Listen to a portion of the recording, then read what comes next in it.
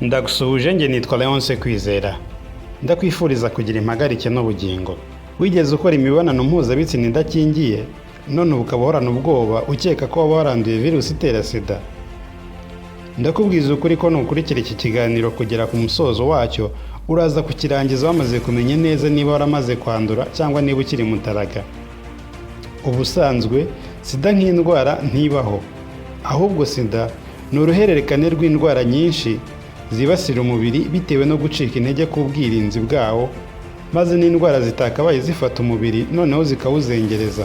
Nk'uko abahanga babitangaza, iyo agakoko gatera sida kamaze kugera mu mubiri w'umuntu, gahita gatangira kwica abasirikare bashinzwe kurinda ko umubiri wafatwa n'indwara. Abo basirikare ni abitwa lymphocyte. Nk'uko mu basirikare habamo imitwe y'ingabo ishinzwe akazi runaka, ni nako no mu basirikare b'umubiri habamo ibyo nakwita nk'imitwe y'abasirikare bagiye bagira ibyo bashinzwe bitandukanye. By'umwihariko abibasirwa n'agakoko gatera sida ku ikubitiro ni umutwe w'abasirikare witwa lymphocyte T4. Aba ni abasirikare b'umubiri baba ari nko ku cyo nakwita irondo, ku buryo aribo bamenya mbere ko umubiri watatswe n'indwara, bagahita batangira kurwana nayo, ari nako bamenyesha umubiri wose ko watewe. Iyo agakoko gatera sida gahuye n'uyu musirikare, kamwinjiramo ubundi kakikoramo utundi dukoko twinshi, maze tukamushwanyuza. Bityo ari byo bituma abasirikare b'umubiri bahita batangira gushira mu gihe gito cyane gishoboka, maze umubiri ugacika intege, indwara zigatangira kuwataka. Icyo gihe umuntu aba atangiye kurwara sida. Nyuma yo kumenya ko abantu benshi bamara gukora imibonano mpuzabitsina idakingiye bagatinya kwipimisha ngo bamenye uko bahagaze, naricaye nkutegurira ibimenyetso 10 abahanga bagaragaza ko bihurirwaho n'abantu bamaze kwandura virusi itera sida. Ibi bimenyetso bigaragara mu minsi itandukanye bitewe n'uko wanduye sida asanzwe abayeho. Niba usanzwe urya nabi, ubayeho nabi, niwandura sida, ibimenyetso bizagaragara vuba cyane kuruta umuntu usanzwe arya neza, abayeho neza. Tudatinze, reka duhere ku muriro nk'ikimenyetso cya mbere. Bitewe n'intambara ibiri kuba hagati y'ubwirinzi bw'umubiri n'agakoko gatera sida, umuriro w'umubiri urazamuka ukagera hagati ya 37.7 ndetse na 38.3 bya dogere Celsius. Aha kandi umuriro uba ushobora kuzamuka ukanarengaho. Ikimenyetso cya kabiri ni umunaniro uhoraho. Umuntu ku giti cye ashobora kumva ananiwe cyangwa akabura imbaraga na nyuma yo kuruhuka bihagije. Ibi biba biri guterwa n'uko ubwirinzi bw'umubiri buba buri gukoresha imbaraga nyinshi bwirwanaho, ndetse bukanakora produit chimique nk'izitwa cytokine mu gukaza intambara n'agakoko gatera sida. Ibyo bigatuma umuntu ahorana umunaniro udashira.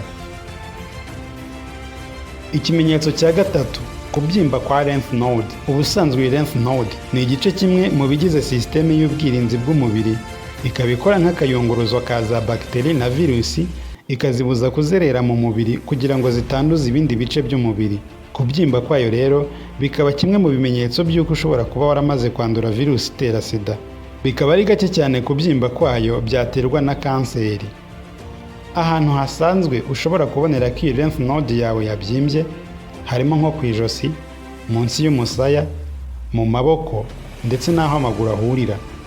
Ikimenyetso cya kane ni ukumva ubabara mu muhogo. Uku kubabara mu muhogo sinzi niba nabyita nko kokerwa. Wenda kugira ngo byumve neza, biba bimeze nka kwa kundi uba wenda kurwara ibicurane ariko utarabirwara neza, ukuntu uba wumva wagira ngo mu mazuru harashyushye. Ibi biba biri kuva ku bwirinzi bw'umubiri buba buri gusohora ibinyabutabire chemicals mu kwirukana cyangwa se gusohora virusi cyangwa bagiteri mu gace k'umubiri yafashe. Ikimenyetso cya gatanu ni ukugaragaza ibitashitashi ku mubiri.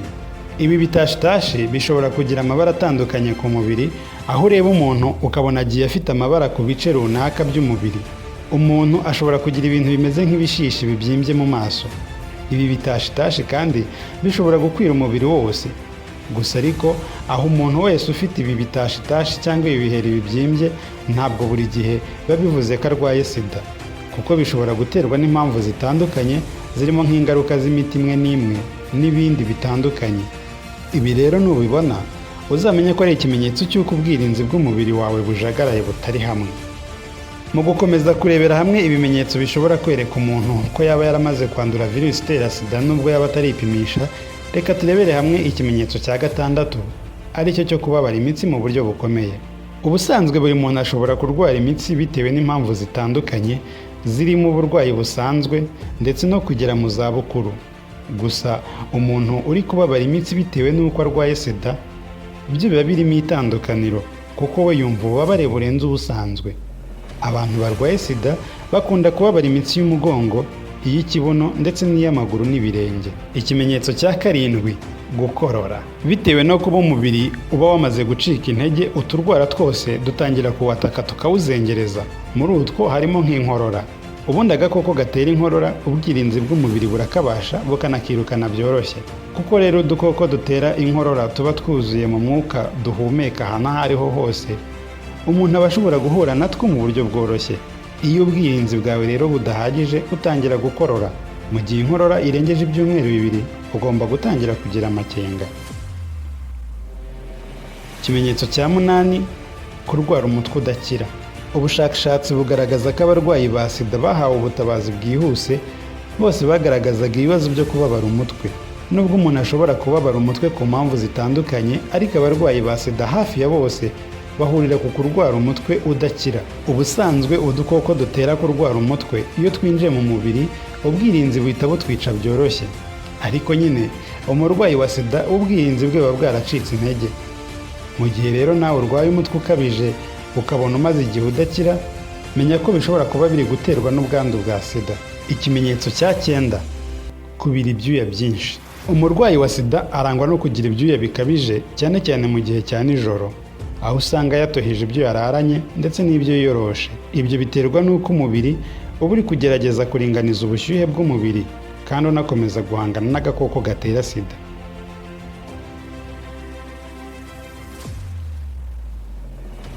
Mu gusoza ingingo twagarutse uyu munsi, reka dusoreze ku kimenyetso cya 10 kizakwereka ko wamaze kwandura agakoko gatera sida, aricyo cyo kurwara ibisebe mu kanwa. Bitewe n'uko ubwirinzi bwawe bwacitse intege, usanga buri karwara kose kaje kababaza umubiri, yewe ugasanga umuntu atangiye kurwara n'indwara zitamenyerewe, nko kurwara ibisebe mu kanwa, ku rurimi cyangwa mu muhogo, kandi ibi bisebe bikaba bibabaza cyane. Iki kimenyetso abarwayi ba sida bagihuriraho. Ni ibimenyetso 10 byonyine twagarutseho uyu munsi, gusa ntibivuze ko ari byo byonyine. Nk'ubuzona, kudiyara ntabyo twavuze. Ibimenyetso byo ni byinshi. Icyo nakubwira ni uko ibyo nakubwiye hejuru nabikuye mu bushakashatsi bwakozwe n'ibigo bitandukanye, birimo Centers for Disease Control and Prevention (CDC), National Institute of Allergy and Infectious Diseases (HARVARD), UNAIDS, Mayo Clinic ndetse na World Health Organization (WHO). Wakoze kubana nanjye muri iki kiganiro. None se usanze waranduye cyangwa uracyari mutaraga? Icyo nakwibutsa ni uko ibisubizo nyabyo uzabihabwa na muganga, cyangwa se niba utinya ko unsengana bazakubona wagiye kwipimisha sida, uzanyarukire kuri farumasi kwegereye, ugura agatesite maze ujye mu rugo wipime umenye uko uhagaze, maze nusanga waranduye utangire imiti hakiri kare. Ibyo bizagufasha gukomeza kubaho kugera ku myaka 100. Njyewe nitwa Leonce Kwizera, ndakwifuriza gukomeza kugira impagarike n'ubugingo. Ikindi kandi, hasta la victoria siempre.